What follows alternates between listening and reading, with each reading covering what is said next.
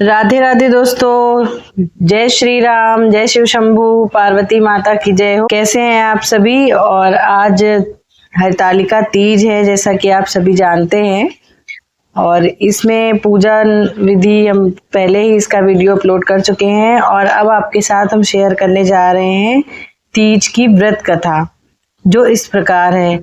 मंदार के फूलों की माला से गुथी बेड़ी और दिव्य वस्त्रों से सुसज्जित मां पार्वती जी तथा जटाओं पर शोभित अर्धचंद्र कपालों की माला धारण किए दिगंबर शिव को मैं नमस्कार करती हूँ। एक समय परम पवित्र भूमि कैलाश पर्वत पर विशाल वटवृक्ष के नीचे भगवान शिव, माता पार्वती एवं सभी गणों सहित अपने बाघंबर पर विराजमान थे। बलवान वीरभद्र, भृंगी, श्रृंगी, नंदी आदि अपने अपने पैरों पर सदाशिव के दरबार की शोभा बढ़ा रहे थे। गंधर्व, किन्नर, ऋषिगण शिव भगवान की विविध अनुष्टुप छंदों में स्तुति गान कर विभिन्न प्रकार के वाद्यों को बजाने में संलग्न थे। उसी सुअवसर पर माता पार्वती जी ने भगवान शिव से दोनों हाथ जोड़कर प्रश्न किया कि हे महेश्वर, मेरे बड़े सौभाग्य हैं जो मैंने आप सरीखे अर्धांगी पति को वरण किया। यदि आप प्रसन्न हो तो क्या मैं जान सकती हूँ कि मैंने वह कौन सा पुण्य दान किया है जिससे आप जैसे जगत के स्वामी पति रूप में मुझे प्राप्त हुए। आप अंतर्यामी हैं, यह मुझ दासी को बताने की कृपा करें। तब पार्वती जी की ऐसी प्रार्थना सुनकर शिवजी बोले, हे वरान्ने, उस समय तुमने एक अति उत्तम पुण्य का संग्रह किया था, जो एक अति गुप्त व्रत है जिसे तुमसे कहता हूँ। यह व्रत भाद्रपद मास के शुक्ल पक्ष की तीज का व्रत है, जो हरतालिका के नाम से प्रसिद्ध है। यह व्रत जैसे तारागणों में चंद्रमा, नवग्रहों में सूर्य, वर्णों में ब्राह्मण, नदियों में गंगा, पुराणों में महाभारत, वेदों में साम, इंद्रियों में मन, ऐसा यह व्रत श्रेष्ठ है। जो तीज हस्त नक्षत्र युक्त पड़े तो वह और भी महान पुण्यदायक होता है। ऐसा सुनकर श्री पार्वती जी ने पूछा, हे महेश्वर, मैंने कब और कैसे यह व्रत किया था? विस्तार के साथ श्रवण करने की इच्छा है। इतना सुन भगवान शंकर बोले कि हे उमा, भारतवर्ष के उत्तर में जो हिमालय श्रेष्ठ पर्वत है, वह नाना प्रकार की धन संपदा, खनिज, वनस्पति, औषधियों से युक्त है। यह हिम शिखरों वाली चोटियों रूपी भुजाओं से आकाश को छूता है और गंगा के कलकल शब्द के से शब्दायमान रहता है। यहाँ नाना प्रकार के पशु पक्षी विचरते हैं। इसके राजा का नाम हिमांचल था। वहां उनके गृह में तुम भाग्यवती रानी मैना से पैदा हुई थी। तुमने बाल्यकाल से ही मेरी आराधना करना आरंभ कर दिया था। कुछ आयु बढ़ने पर तुमने हिमालय की दुर्गम गुफाओं में जाकर सहेली सहित मुझे पाने हेतु 12 वर्ष तक तप आरंभ किया। तुमने ग्रीष्म ऋतु में बाहर चट्टानों पर आसन लगाकर तप किया। वर्षा ऋतु में बाहर पानी में तप किया। हिम ऋतु में पानी में खड़े होकर मेरे ध्यान में संलग्न रही। इस प्रकार 6 ऋतुओं में तपस्या कर ली और जब भी मेरे दर्शन ना मिले तब तुमने ऊर्ध्वमुख होकर केवल वायु सेवन की। फिर वृक्षों के सूखे पत्ते खाकर इस शरीर को क्षीण किया। तुम्हारी इतनी कठिन तपस्या करने पर भी मैं उस उपयुक्त समय की प्रतीक्षा करता रहा जब तुम्हारी तपस्या और अधिक कठोर हो और तुम्हारे पिता के हृदय में तुम्हारे विवाह का विचार उत्पन्न हो। एक दिन तुम्हारे तेजस्वी स्वरूप और तुम्हारी विवाह योग्य आयु को देखकर तुम्हारे पिता को चिंता होने लगी कि मुझे अपनी ऐसी कन्या के लिए उपयुक्त वर की खोज करनी चाहिए। उन्हीं दिनों नारद जी भ्रमण करते हुए हिमालय क्षेत्र में आए और वहां तुमको देखा। यह जानकर कि तुम राजा हिमाचल की पुत्री हो, वे तुम्हारे पिता के यहाँ गए।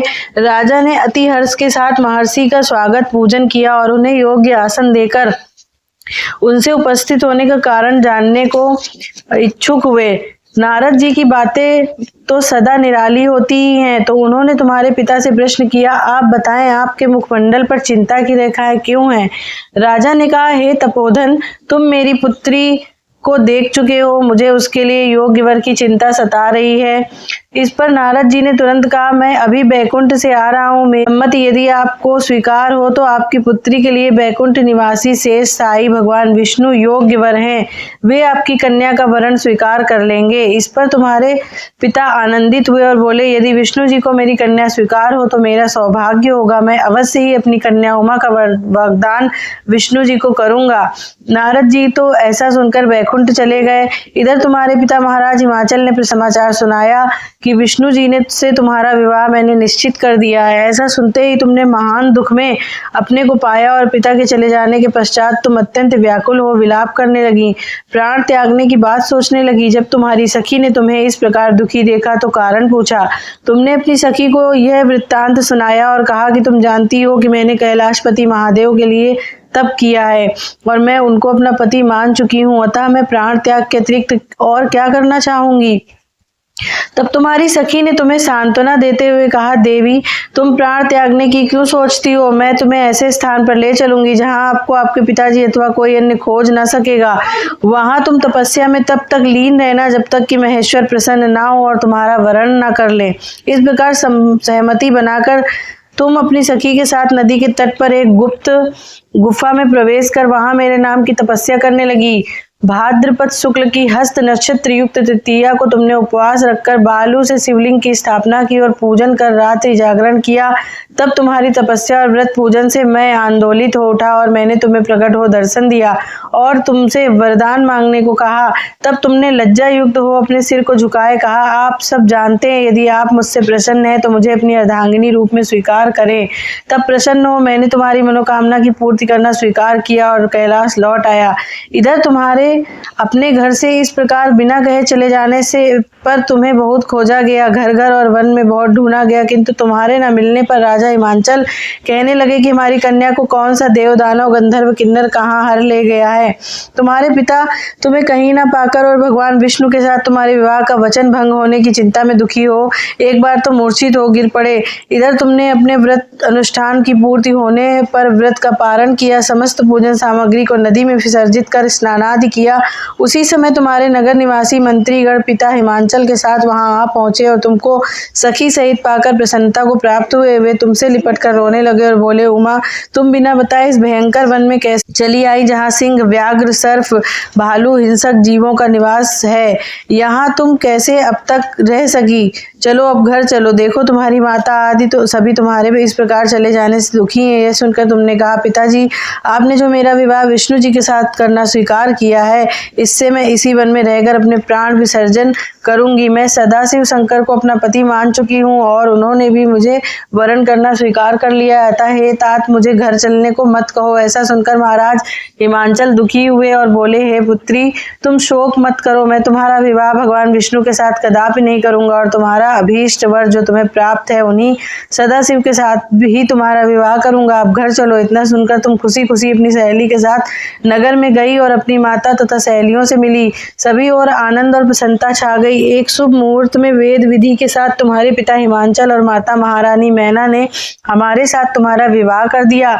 हे पार्वती उसी व्रत के प्रभाव से तुमने ऐसे सौभाग्य को प्राप्त किया है, यह व्रत राज मैंने अब तक किसी को नहीं बताया है। हे सौभाग्यशालिनी, सहेली ने जो तुम्हारा हरण कर हिमालय की गुफा में रखकर तीज के दिन जो मेरा व्रत कराया, इसी से इसका नाम हरतालिका तीज व्रत पड़ा और सब व्रतों का व्रतराज हुआ। भोलेनाथ शिव शंकर से यह सब प्राचीन कथा सुनकर माता पार्वती अति प्रसन्न हुई और बोली, प्रभु आपने मेरे साथ अपने मिलने की कथा सुनाकर मुझे प्रसन्न किया, पर इस व्रत के करने का जो विधान है वह इससे प्राप्त होने वाला फल मुझे नहीं बताया। कृपा करके मुझे इसके करने की विधि व पृथक पृथक फल भी सुनाइए। इतना कहकर सुनकर भगवान सदाशिव ने कहा, प्रिय मैं इस व्रतराज का विधान तथा फल तुम्हें सुनाता हूँ। यह सौभाग्यवती नारियों व सुंदर गुणवान पति चाहने वाली कन्याओं को करना चाहिए। भाद्रपद के शुक्ल पक्ष की द्वितीया की शाम को आरंभ करते हुए इस तीज के व्रत को धारण करें। व्रत निराहार अर्थात बिना आहार और निर्जला करना चाहिए। भगवान शिव पार्वती की सुवर्ण या मिट्टी की प्रतिमाओं को एक सुंदर वेदी पर स्थापना करें। केले पुष्प आदि के खंभे स्थापित करके रेशमी वस्त्र चंदोवा ताने फिर स्तुति गान वाद्य भेरी शंख मृदंग झांझ आदि से रात्रि जागरण करना चाहिए। प्रातः भगवान शिव के पूजन के बाद फल फूल पकवान लड्डू मेवा तरह तरह के भोग की सामग्री समर्पण करें। फिर ब्राह्मण को द्रव्य अन्न वस्त्र पात्र आदि का दान श्रद्धा युक्त देना चाहिए। भगवान शिव को हर वस्तु पंचाक्षरी मंत्र से नमः शिवाय कहकर अर्पण करना चाहिए। प्रार्थना के समय अपनी इच्छा जो हो भगवान शिव के सामने प्रेषित करके प्रणाम करें। फिर पार्वती जी से प्रार्थना इस प्रकार करें, जय जगमाता मेरी भाग्य विधाता, टेक तुम हो पार्वती शिव की प्यारी, तुम माता आनंद पुरारी, सती संतों में रेख तुम्हारी, जय हो आनंद दाता। जय जगमाता मेरी भाग्य विधाता, इच्छित वर मैं तुमसे पाऊं, भूल चूक का दुख न उठाऊं, भाव भक्ति से तुमको पाऊं, कर दो पूरन बाता। जय जगमाता मेरी भाग्य विधाता। भाव प्रार्थना के बाद पुष्पों को दोनों हाथों में लेकर पुष्पांजलि समर्पित करें। फिर चतुर्थी को शिवलिंग, नदी या तालाब में विसर्जित करें। फिर 3 ब्राह्मणों को भोजन करा के दक्षिणा देवें। इस प्रकार यह व्रत पूर्ण करने से नारी सौभाग्यवती होती है तथा धन व पुत्र पौत्रों से सुखी होकर जीवन व्यतीत करती है। कन्याओं को व्रत करने से कुलीन, विद्वान, धनवान वर प्राप्त होने का सौभाग्य मिलता है। हे देवी, जो सौभाग्यवती नारी इस व्रत को नहीं धारण करती वह बार बार वैधव्य एवं पुत्र शोक को प्राप्त होती हैं। जो नारी तृतीया के दिन व्रत रहकर चोरी से अन्न खाती हैं वह सूकरी का जन्म पाती हैं। जो फल खाती हैं वह बंदरिया की योनि प्राप्त करती हैं। जो जल पीती हैं वह जोंक का जन्म लेती हैं। जो दूध पीती हैं वह सर्पिणी का जन्म ग्रहण करती हैं। और जो नारी मांस खाती है वह बाघिनी होती है। और जो दही खाती है वह बिल्ली का जन्म पाती है। जो मिठाई खाती है वह चींटी के जन्म को धारण करती है। जो सब चीजें खाती है वह मक्खी का जन्म लेती है। जो उस दिन सोती है वह अजगरी योनि को प्राप्त करती है। और जो नारी अपने पति को धोखा देती है वह मुर्गी का जन्म धारण करती है।